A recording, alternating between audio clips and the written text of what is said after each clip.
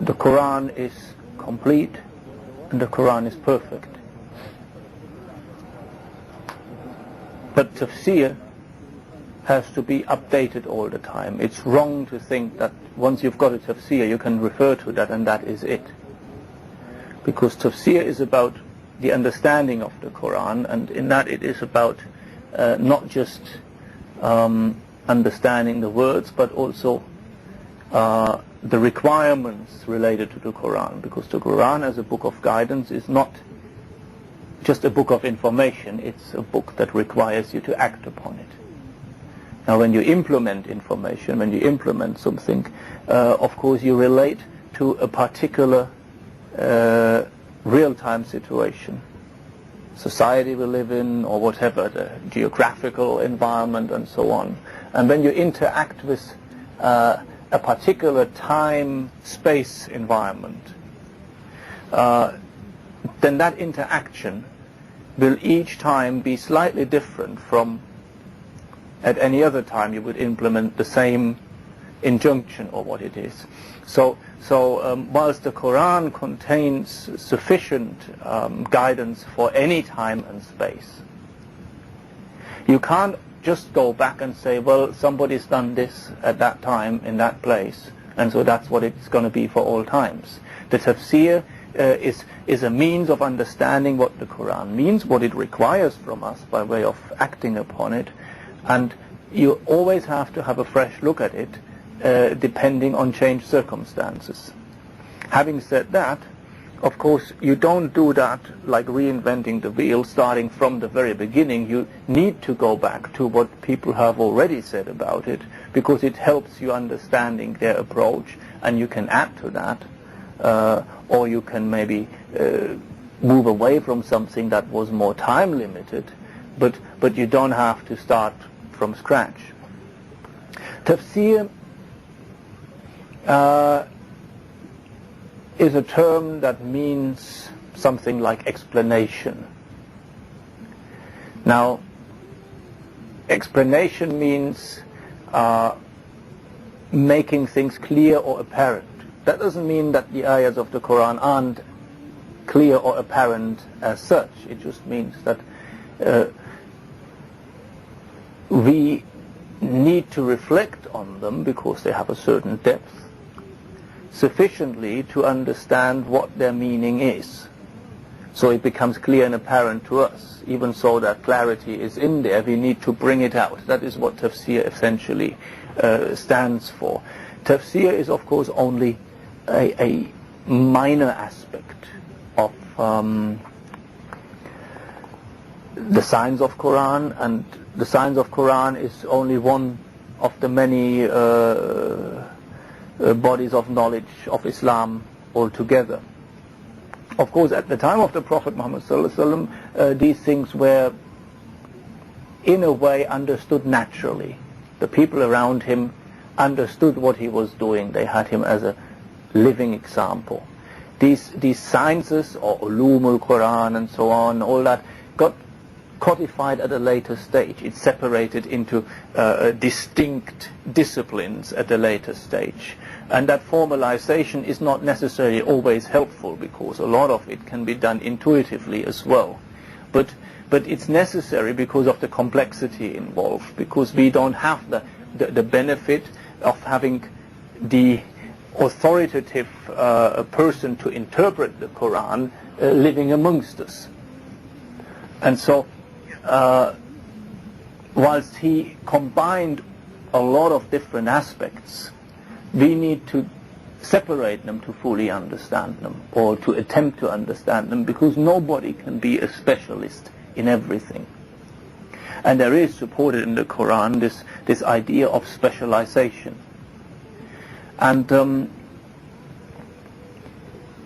that means that in order to have the whole body of knowledge, to have a whole way of life in Islam, to have the completeness of a cultural expression, different people need to specialize on different aspects of knowledge, and then the whole thing needs to be brought together.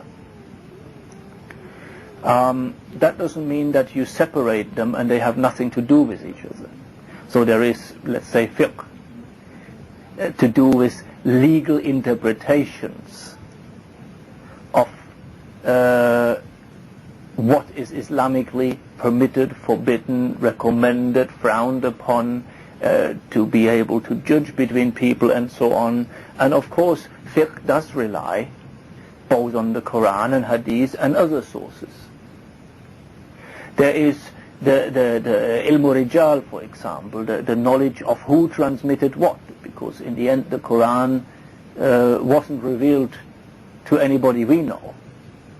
Yes, no transmission. Yeah, it was revealed to the Prophet, but he didn't take it to us directly. So we know the Qur'an initially through a chain of transmission, and of course all that is in the Qur'an is known as a mutawatir transmission. It's been witnessed and reported by so many people that there can't be any doubt that it actually was like that it happened. If somebody, one person sees or hears something and tells you about it, then of course all depends on whether A, that person was trustworthy, so this is ilmu rijal, yes, the knowledge of men, whether that person has a good memory, whether that person had a good understanding of what he saw or heard, and so on, because otherwise that report may not be reliable. But if tens, hundreds of people see and hear the same thing and essentially agree in what they say, then you don't need to be very worried about if each of them had a good memory or each of them had a proper understanding, because the multitude of same stories indicates that there can't be a doubt about. So this is the strongest form of hadith, is a mutawatir. And that is what the Qur'an is. All the ayats are backed by that strength of evidence.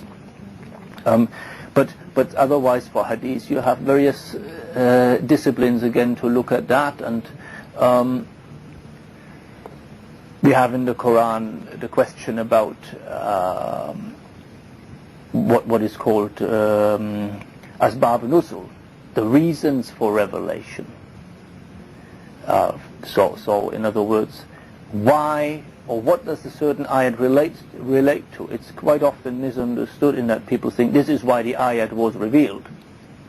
But if you read any tafsir, you will find that for one ayat there may be several occasions where it says it was revealed about that. Asbab nuzul is not about what the ayat was revealed, but situations to which it applies appropriately. So these can be taken as case studies or examples of the meaning of the ayat, and in the light of that it helps you to interpret it when you apply it to other situations that may be comparable. So what we know as asbab, as the reasons or causes of revelation, is not what made it be revealed, but something that it actually relates to or what exemplifies its meaning. So tafsir is only one, but a very important aspect. There is the whole discipline of seerah, of the biography of the Prophet, for example, which is very important, because you could look at one ayat or one hadith in isolation, and it will tell you something, but only in the context of a lot of things will you properly understand whether what was said as a directive, or as a by the way thing, or even as a joke. You need to have the whole complete picture to be able to work with any individual element of it. So the tafsir is there to help us get a proper or deeper understanding of what is said in the Qur'an, what is the message that Allah has for us. Now, as I said, nobody will ever fully understand the Qur'an, not because of anything else, but that there is limitation. Allah says in the Qur'an that man has been given only a little knowledge. So every knowledge that we have, anybody who has knowledge, is limited. Complete knowledge is only with Allah.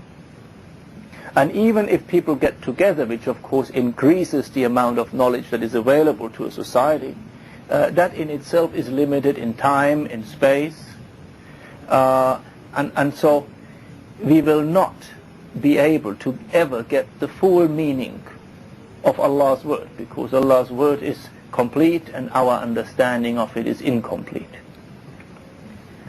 So we concentrate not so much on getting the full meaning, because that is elusive. We concentrate on extracting the relevant meaning. In other words, that which helps us, because there has to be a purpose as well, and it's important, or at least there are some people who feel that when it comes to tafsir you have to mention every possible avenue, theorize about what it could possibly mean or not mean, hypothesis about this and about that. I don't think that's helpful, because in the end what we need to look at is what is in there that we can take from in order to improve our own character, because after all the aim of life's journey in Islam is to get closer to Allah. We get closer to Allah by time anyway, because we get closer to our death and to meeting Him. So I don't mean it in that sense, but to get closer to Allah in being more in line with what He wants us to do. So in being, let's say, in fulfilling our potential for good that He has placed in us. Now to do that, one needs to work on refining one's own character. And to do so, one needs to have a better understanding of what is required of us and what our limitations are. And also, we don't live on our own on some little island, so we need to interact with other people, so we need to understand from what is in the Qur'an how we can improve that interaction in the way Allah wants us to interact. So we need to explain or take from the Qur'an what is relevant and not necessarily try and understand everything. In fact, there are ayats in the Qur'an that we will probably not be able to understand, that contain secret knowledge that will not be open to us. The Qur'an was revealed both for men and jinn. There might be things in there that are beyond human understanding, in that message was intended not for us, because we're not the only recipients of the Quranic message either. There is also, of course, human development, and while certain things are eternal, other things may only become clear at a later stage of development. The Quran is timeless, but some of it may only be understood by generations after us, because they have the necessary experience to understand certain things that earlier generations would never have been able to understand, because it wasn't part of their life experience. I mean, particularly now we look at technology, life has changed dramatically to the life of people at the time of the Prophet ﷺ, or somewhere in between. So while on the one hand they may have had a better understanding of some of the meanings, other meanings may have well eluded them and only become plain to us now. Because the Quran only allows us to perceive that which we can relate to. So in that sense, the Quran remains, in my view, a continuing living revelation. The revelation of the Quran is complete in that all the contents of it has been given to the Prophet Muhammad ﷺ through the angel Jibreel. But it is ongoing in that it continues to hold new messages for mankind and for us that have not hitherto been seen or understood. So it's a living book that continues to throw up new meanings. For example, and we're going to talk about Surah Al-Fatiha soon, Ali radiallahu anhu said about Surah Al-Fatiha that each time he reads it, he understands something else from it. So the meaning evolves. You don't understand it. You think you understand it, but next time you read it, there is some more to it that you haven't. And you will find that even if you read the Quran 100 times, you will stumble across an ayat certainly that you think, hey, I didn't know that was in there. You will find something that certainly means something to you. It doesn't mean it wasn't there and never meant anything before. It just means that you haven't discovered it before. So for you it wasn't there yet. And you haven't discovered it because you weren't ready for it. Because in the end Allah gives knowledge in measure of what you can take and what you can understand. And so only when you're ready for it will that meaning become apparent to you. And what applies to an individual, the same thing goes for mankind as a whole. So do we save the questions till the end? Or? That's entirely up to you. If you have a pressing question, As we go along. you can do it now. You said about the Qur'an, the jinn and the men and whatever. The preserved tablet, the Lawh Mahfuz, is the Qur'an from there? But yes, it is. But again, I don't really want to get down into that because I'm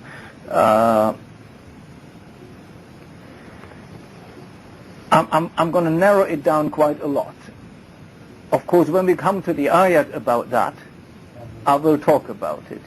But at the moment, I'm really concerned with tafsir, not with the history of revelation and so on and so forth, because otherwise we're going to start drifting. You know, we're going to have a introduction that's going to last many sessions, which you have if you open any book of tafsir here, Ibn Kathir or Qurtubi or whoever, you know, Tabari.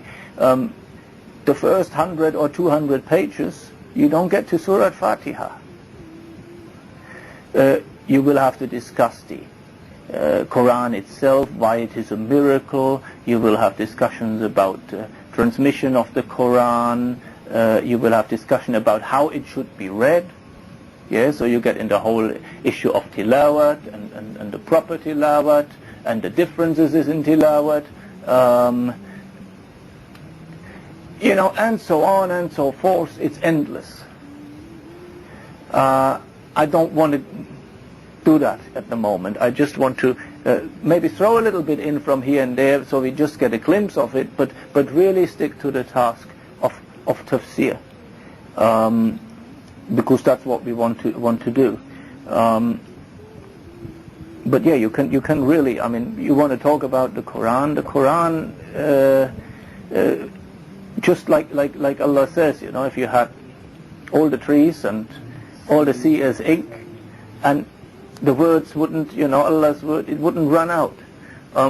You can talk about it, and it will never be a situation exhausted or a situation where you say, now everything has been said about it. It won't be. And that's why also with the understanding of it, it will never be exhausted. So I don't agree with people who say, well, we know all about it, now we just need to go back to this or that tafsir. Because that's not the case. There is always new discoveries, new meanings, and they're not new meanings in that there's something that wasn't there before. They're new because we have new requirements and find that the Qur'an has something to say about that.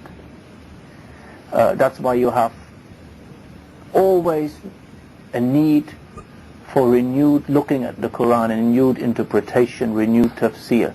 And that's why, for example, you have more recent tafsirs like in the shade of the Qur'an by Sayyid Qutb, you have or the one you have by Maududi, have an appeal to people that isn't there if you read, let's say, the tafsir of Tabari of hundreds years ago. That doesn't mean that the tafsir of Tabari is not in any way, as good as, let's say, in the shade of the Qur'an.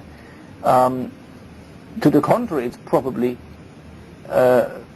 more substantial because that newer tafsir will go back to it many times. Certain things were established for the first time, people reflected on it for the first time, and you always go back to that. But you can't get stuck with it. Does that mean as time goes on and as we basically can improve? Because we have all this material and all these people that have done all this work at hand before us, and then we can obviously when we do it for our age. Maybe and maybe not. If we can improve depends on the integrity of people, because knowledge is not just a matter of what is recorded. Yes, we have easier access to a lot of things that, for example, if you move over to fiqh, rules of fiqh were changed when people discovered the existence of certain hadiths they didn't know about, because they hadn't until then met the people who knew about certain things that the Prophet ﷺ said. That is no longer the case. We've got the complete collections. There isn't going to be a hadith now coming up that we didn't know it was about, because all that has been collected, and if anybody now comes with a new hadith, we know it's invented, because we know what there is.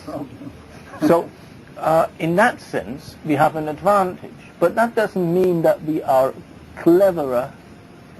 We may well be more ignorant because we do less with that knowledge we have, or we don't know what it means, or we have it all there but don't understand its implications anymore. So really that has to do, understanding has to do with integrity, because there is knowledge, but then beyond knowledge there's wisdom. And that is a gift from Allah. That is not something you can learn. And we are told in the hadith that Allah takes knowledge away by taking away knowledgeable people. Taking away the scholars. So, even so it may be in the books, if there's nobody who actually deals with it, it doesn't penetrate society. So what you need is people who bring that knowledge alive by using it. And if that's not the case, then the whole, that you can put it all on one DVD now rather than 20 volumes on a shelf, doesn't make us cleverer. So whether over time we'll improve or go backwards is difficult to judge.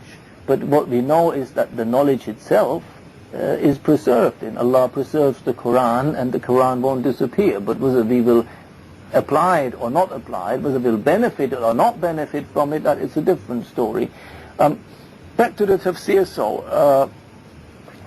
So if that is the purpose or the aim, then of course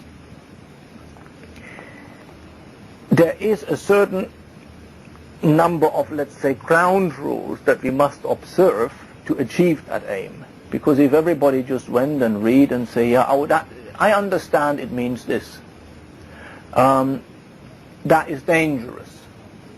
For personal benefit, there's nothing wrong with that. Yeah, you want to read just for your own spiritual enlightenment and think, oh yeah, that sounds nice, I think I relate that to this and that. It's fine, you can do that. But when it comes to organizing a society, regulating how we live, and deciding on the truth as well of what is right and what isn't right, you can't leave it just to personal preference or fancy understanding. You have to follow a particular set of rules or a methodology. And that methodology is that in any part of the Qur'an, if you come across something that you feel needs better understanding or needs to be further explained, you want to somehow figure out what it says, because maybe that particular ayat is too general and you need to get a more concrete idea what it stands for. The first place to look for that is the remainder of the Qur'an. That's the first principle. There is no point trying to interpret the Qur'an ignoring the rest of the Qur'an. And in fact, the Qur'an itself provides tafsir of itself in many places. It's part of the methodology of teaching of the Qur'an, that it repeats things in with slightly changed emphasis. And that repetition helps us learn and understand, but at the same time the emphasis shift enriches us in realizing that there is more to it. So the Qur'an does that quite a lot. And again, when we come to Surah Fatiha, a lot of what is in there is explained in the rest of the Qur'an. And it's essential that we therefore always look at the Qur'an as a whole, not just that one ayat. You see, what happens a lot today is that people want an answer to a question, come up with that answer in that they make up their mind and then look for supporting evidence from the Qur'an. That is not how you do it. Because you will probably find supporting evidence for almost any view if you try hard enough. It's just a question of getting one ayat that could possibly be interpreted such that it supports what you say. But if you look closer at the whole Qur'an, then actually that interpretation cannot stand.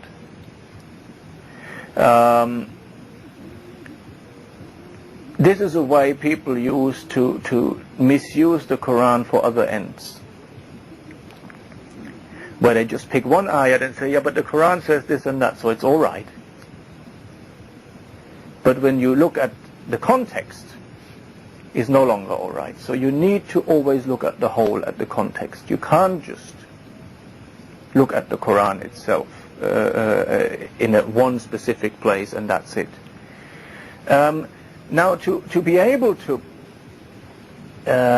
before we go even further, to be able to interpret the Qur'an with other parts of the Qur'an, you need to understand a lot about the Qur'an. So there is other bodies of knowledge that come in as well. Because there are in the Qur'an, for example, some ayats that were earlier and were replaced or expanded or altered by other ayats, as we know, the abrogated verses and things like that. And we come to that again at some stage. What does that mean and why is that there? Now, of course, it would be wrong to support an interpretation with a verse that in itself was abrogated by another verse. So you need to know about these things. Likewise, you need to know, you have to have a fair understanding of the Arabic language.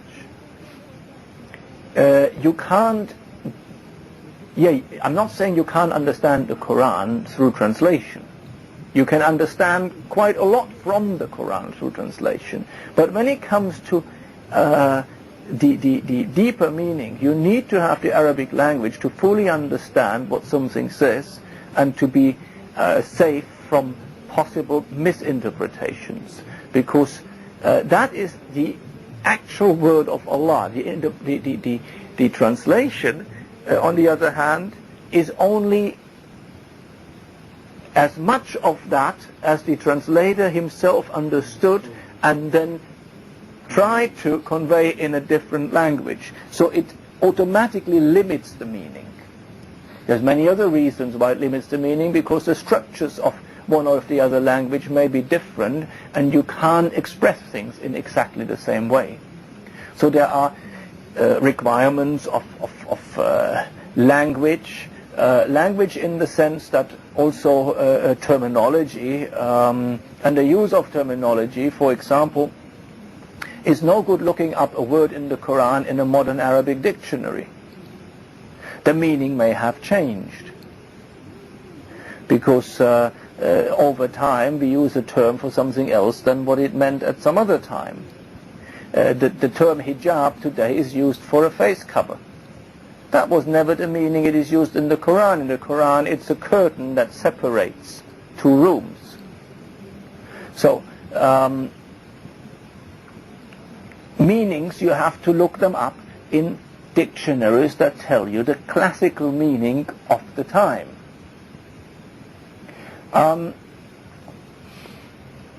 Grammatical aspects. you also need to, as I mentioned, be aware of what has been said about possible events at which a certain verse was revealed, and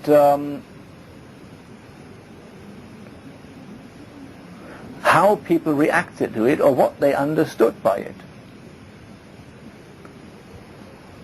You need to know if there is one authoritative interpretation provided by the Prophet ﷺ himself, because if there is, that is authoritative. Other interpretations may not be, but that one would be. You need to look at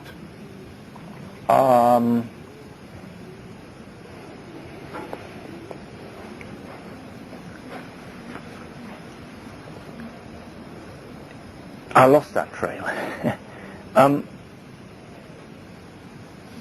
Language, words, meanings, grammar, occasions of revelation.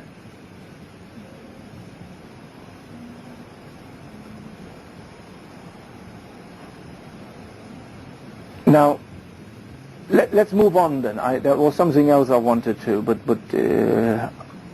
it somehow escaped me. So let's move on. So the next layer that you can look at, once you've compared other contents of the Qur'an, is then the hadith, or the sunnah in the widest sense. There may well be quite a lot in what either the Prophet ﷺ commented directly on an ayat and then it becomes relevant, or also in what he did which sheds light on how to understand and implement a particular instruction in the Qur'an. And we need to take that into account. There are people who say, well, all we need is the Qur'an and that's it, and that is a very misguided view. Because after all, the whole purpose of not just giving us a Qur'an, sort of as an implant, but actually having it revealed over quite a large span of time in pieces to the Prophet, is so that he can serve as an example. He always had the task of putting any new injunction first into practice and demonstrate that this is not just a command from Allah, but it is also humanly possible. We could otherwise say, yeah, well, Allah wants us to do that, but it can't be done. But by the fact that the Prophet always demonstrated that it's doable, then that doesn't apply to us anymore. Yeah? So we need to consider what there is in the Sunnah, and then we need to consider historic events, and then it is only right that one also considers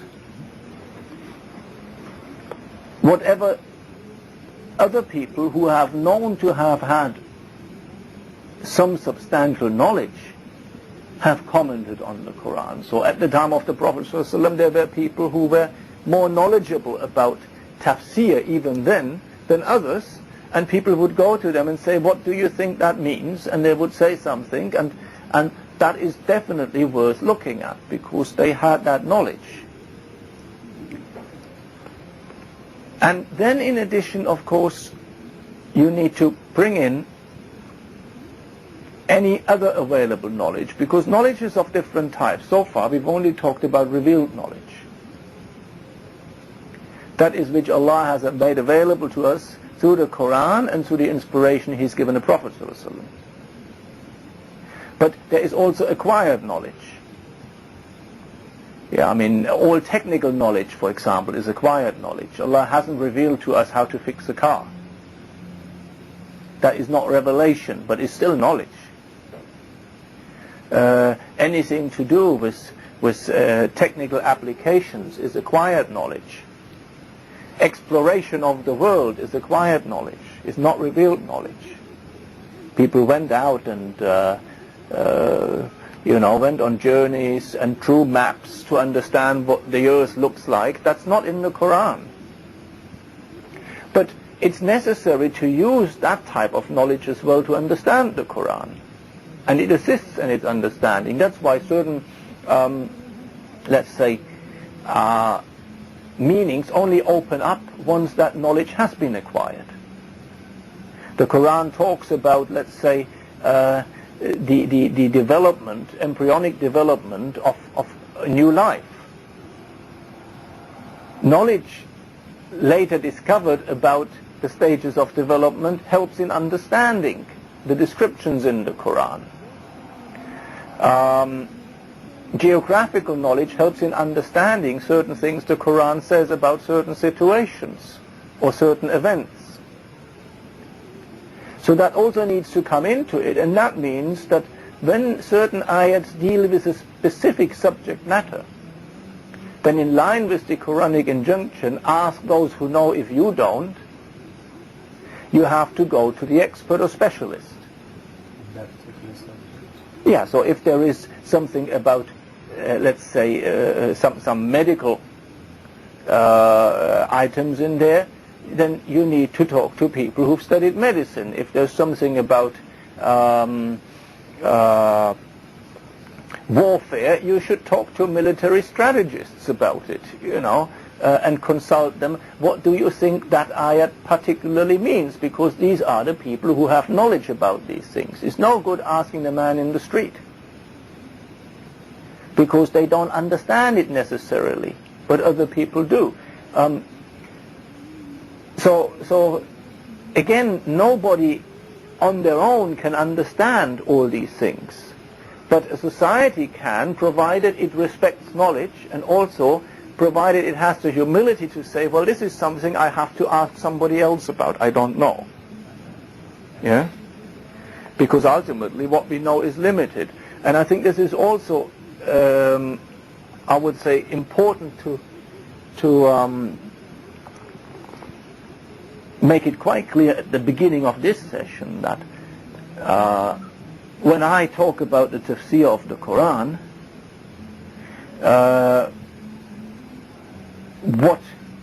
what I'm telling you is in no way authoritative. I'm telling you partly things I have read and partly things I have pondered about and come to conclusions. But that doesn't mean that not other people might come to better conclusions or have read more or other things. So it is only a fragment of understanding, and it's only intended because I have a particular, let's say, objective when I deal with tafsir. It's intended as a kind of a primer to say, well, you should go and use the Qur'an and apply the Qur'an and work with the Qur'an. You shouldn't just read it for the blessing. You should go there, research, ponder, understand, and see what meanings you can take from it and what you can do with them in order to change your life. Now, that means, of course, also that my understanding of certain parts of the Qur'an where I have some knowledge will be better than my understanding of parts where my knowledge is defective. And it would be wrong of me to say, well, this is what that means, or that's all there is to it.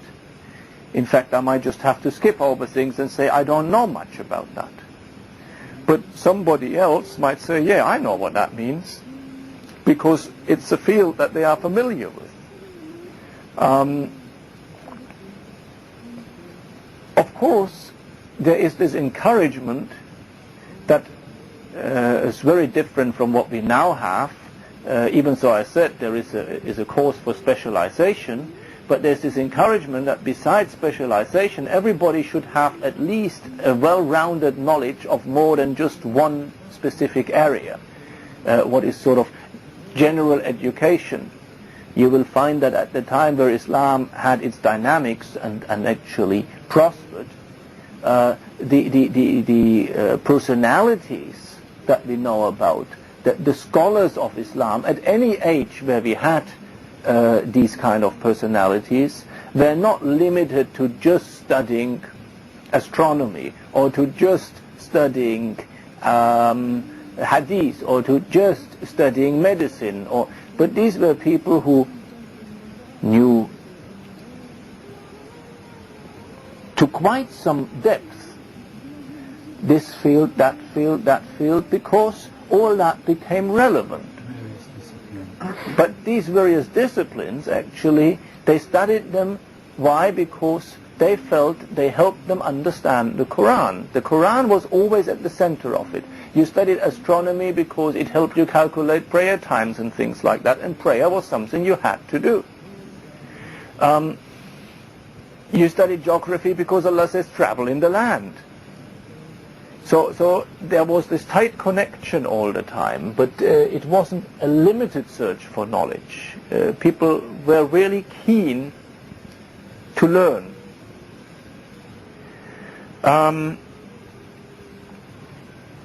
Yes, I mean, coming back to earlier, the advantage we have that I was talking about, the qualifications. You kind of need to interpret the Quran, and then I just stopped there somewhere.